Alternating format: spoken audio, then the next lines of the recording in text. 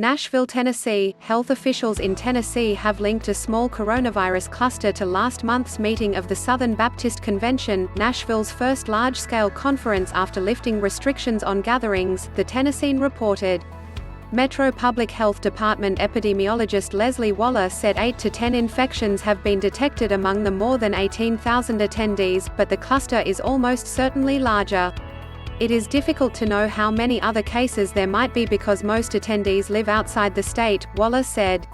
The Centers for Disease Control and Prevention has issued an alert asking health officials in other states to contact Metro Health if they discover more infections that trace back to the event.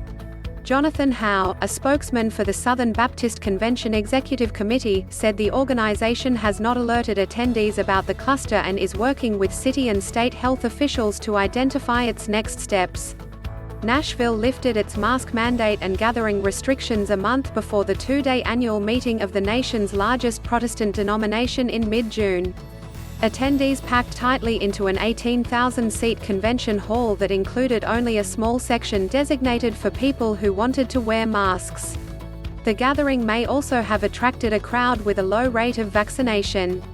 In a March poll by the Associated Press NORC Center for Public Affairs Research, 40% of white evangelical Protestants said they likely won't get vaccinated, compared with 25% of all Americans, 28% of white mainline Protestants and 27% of non-white Protestants.